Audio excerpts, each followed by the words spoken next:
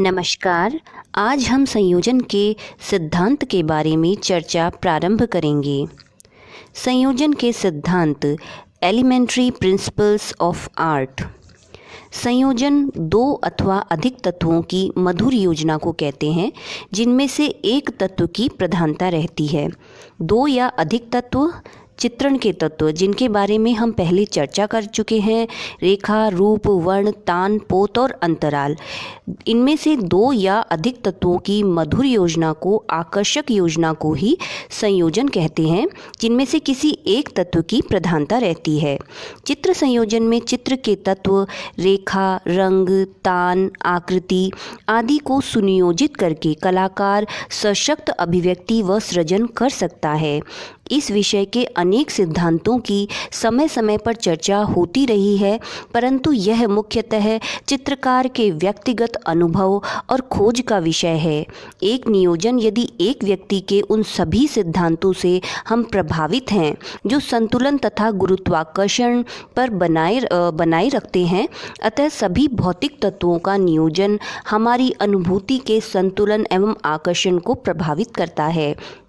वह संयोजन जिसमें तत्व इस प्रकार नियोजित हों कि संतुलन एवं आकर्षण के नियम की अवहेलना होती हो, कभी भी संतोषप्रद नहीं हो सकता। यानी चित्र का कोई भी ऐसा संयोजन जिसमें बैलेंस न हो, संतुलन न हो और आकर्षण न हो, अट्रैक्शन न हो, वह कभी भी हमें संतुष्ट नहीं कर सकता, सेटिस्फाइड नहीं कर सकता। चित्र संयोजन करते समय एक विद्यार्थी को रेखा, रंग तथा तान के अपने सारे ज्ञान एवं अनुभव का प्रयोग करना होता है। रेखा का प्रयोग तल विभाजन के लिए करना होगा, जिससे विभाजित आकार एक दूसरे से मिलकर मधुर संबंध की अभिव्यक्ति करें। हल्की और गहरी रंगत के नियोजन तथा पूर्ण विभिन्न रंगतों का संबंध प्रस्तुत करते हैं और इस प्रकार इन विभिन्न तत्वों के मिले जुले प्रभाव दर्शक अनुभूति को प्रभावित करते हैं।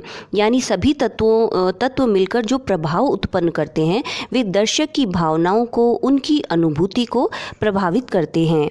अपने इन प्रभावों के अनुरूप ही संयोजन संतोषजनक अथवा सुमधुर हो जाता है।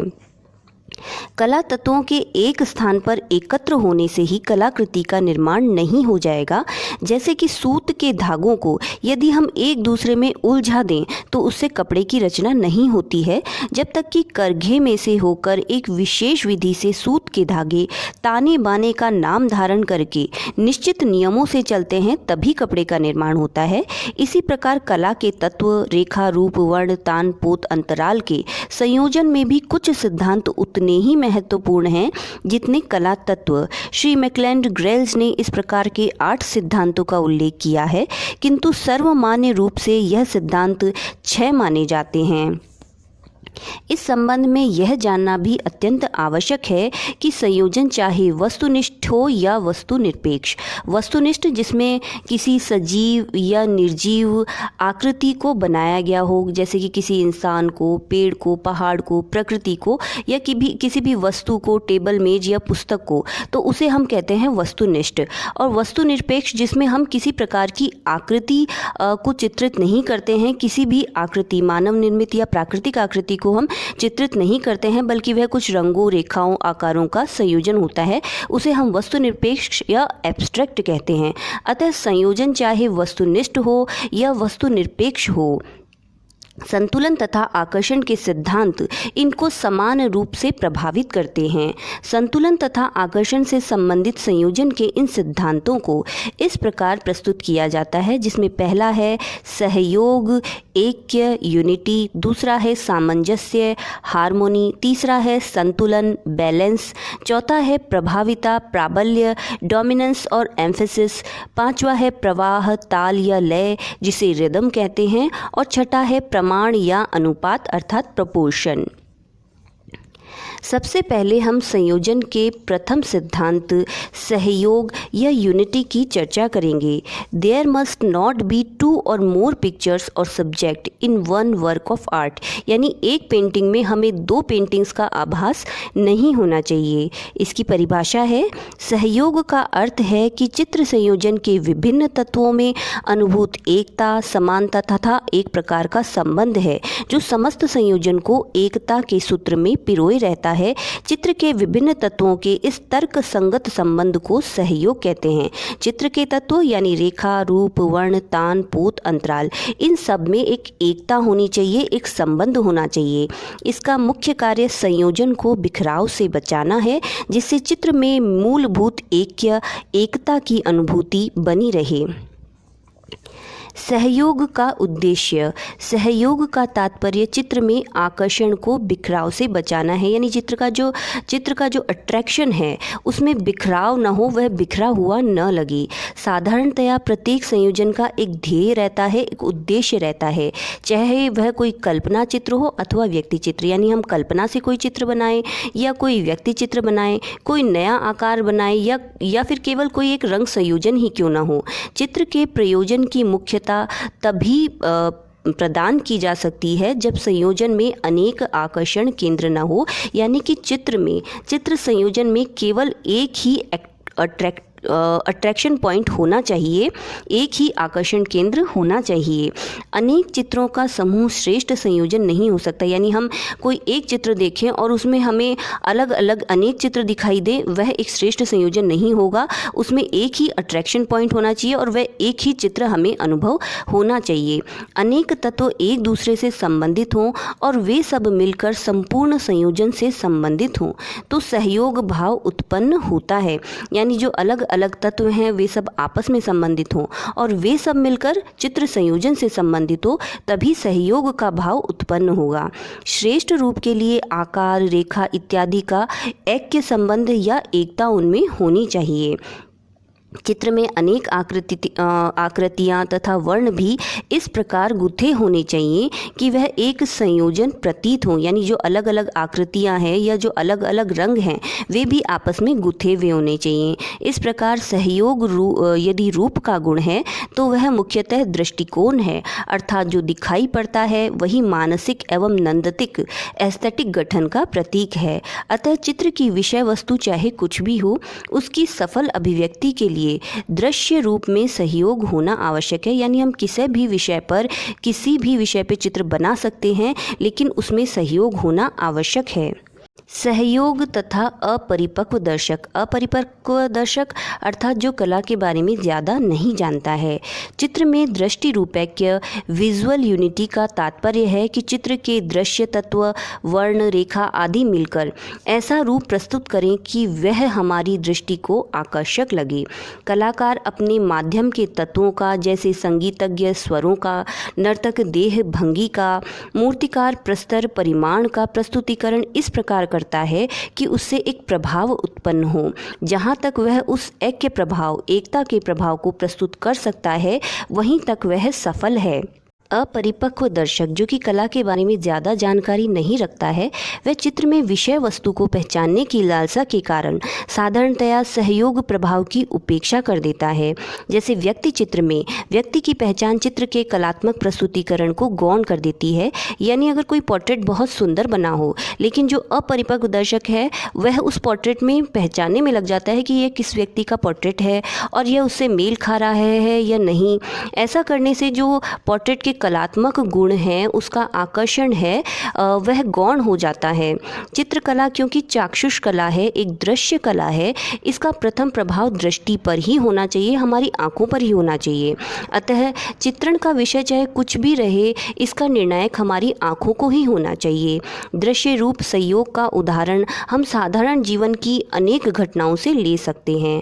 कल्पना करें कि हम एक कमरे में जाते हैं जहां मेज पर एक बहुत ही सुंदर फूलदान रखा है और उस पर खिड़की पर से पड़ता हुआ प्रकाश झिलमिला रहा है। यह हमारी दृष्टि को एकाएक आकर्षित कर लेता है। और यह पूर्णतः हमारी दृष्टि का ही प्रभाव है। इस प्रभाव को हम रंगों द्वारा अपने चित्र में अभिव्यक्त कर सकते हैं, लेकिन यदि हम फूलदान में रखे हुए फूलों की जाति, आकृति तथा पहचान का प्रस्तुतिकरण करने लगेंगे और उसे दिखाने लगेंगे चित्र में, तो अभिव्यक्ति के गुणों में अंतर आ जाएगा और आवश्यक नहीं है कि उसमें दृष्टि रूप संयोग का जो प्राथमिक प्रभाव हमारी आंखों पर पड़ा था वह उसमें बना ही रहे और चित्र उतना आकर्षक बन जाए। अनुभूत रूप, जानबूझकर पूर्व परिचित रूप के विस्तार को ही महत्व देना ऐसा सृजन कार्य है जहां दृष्टिगत व्यंजना गौण हो जाती है। यानी पहले से हम किसी रूप से परिचित हैं, केवल उसी को चित्र में दर्शाने से हमारी दृष्टिगत व्यंजना है या कला के जो गुण हैं, कलागत गुण हैं, वे गौण हो जाते हैं। अतः ऐसे रूप सृजन करना श्रेष्ठ है जिसके प्रभाव से वस्तु आकृति में मानसिक अनुभूति ही प्रमुख रह सके। यानी वस्तु और आकृति का जो हमारे मन मस्तिष्क पर प्रभाव पड़ता है और उससे जो अनुभूति होती है, उसे चित्रित करने पर जो रूप सृजन होता है उसे अनुभूत रूप कहते हैं।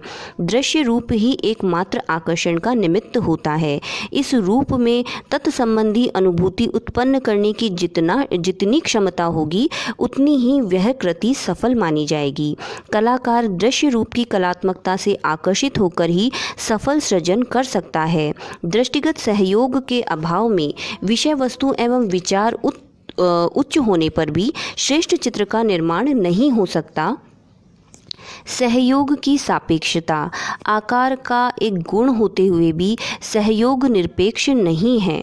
आकार के विभिन्न भाग होते हैं और उन समस्त भागों का आपसी संबंध ही पूर्ण रूपता का गुण निर्धारण करता है। यदि आकार के सभी तत्व एक से ही हैं तथा उसमें भिन्नता केवल संख्या की है तो यही सहयोग नीरसता में बदल जाएगा। यदि किसी चित्र में जो आकार है वे एक से हैं तो वे नीरस लगेंगे, परंतु इन तत्वों में किंचित विभिन्नता भी रही, लेकिन उनमें थोड़ी सी विभिन्नता हो, थोड़ा सा भेद हो, तभी वे आकर्षक लगेंगे। भारतीय चित्र षडंग का रूप भेद भी यही है कि सारे रूप एक से नहीं होने चाहिए, उनमें भेद होना चाहिए, उनमें थोड़ा अंतर होना चाहिए, तभी वे आकर्षक लगेंगे।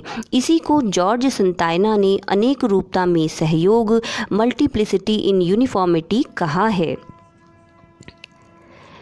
चित्र में सहयोग निर्धारण, चित्र में प्रयुक्त विभिन्न आकृतियां जब किसी अनुभूत क्रम से संबंधित होती हैं तो सहयोग का भाव का सृजन होता है। यह क्रम साधारण संकेत भी हो सकता है और अत्यंत जटिल भी।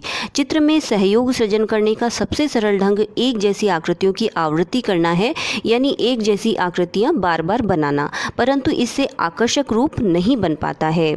मनोवैज्ञानिक मानते हैं कि मानव ज्ञान के लिए प्रेरणा और उलझन की आवश्यकता होती है। व्यक्ति को चुनौती आवश्यक है, उसे हल करने के लिए कोई समस्या चाहिए। अपने वातावरण में उलझना उसका सहज गुण है।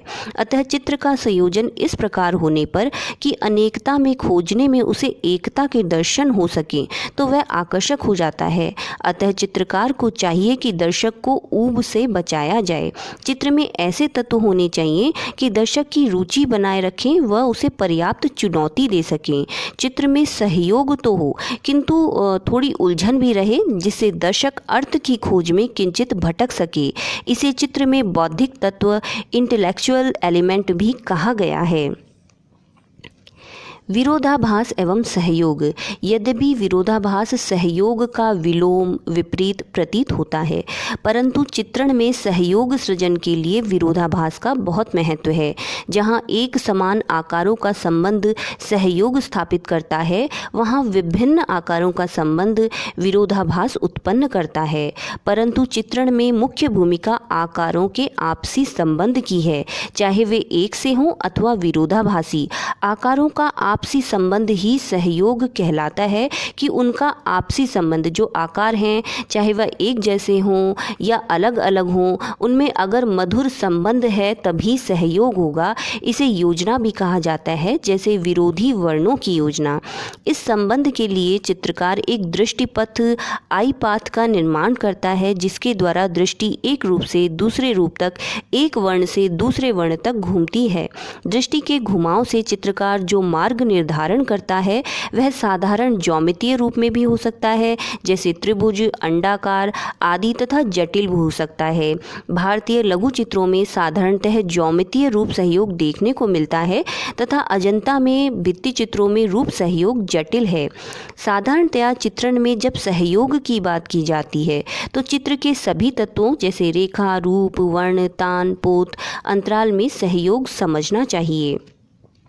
सहयोग और सामंजस्य दोनों ही संयोजन के सिद्धांत हैं। इनमें विशेष रूप से अंतर समझते समय हमें यह याद रखना चाहिए कि सहयोग का संबंध विशेष रूप से अंतराल निरूपण यानी स्पेस डिवीज़न से है कि कौन सी आकृति को हम प्राथमिकता देंगे, कौन सी आकृति को गौण करेंगे और किस प्रकार से हम अपने अंतराल का विभाजन करेंगे, निरूपण करेंगे, और उसकी विषय वस्तु से है कि किस विषय पे चित्र बनाया गया है।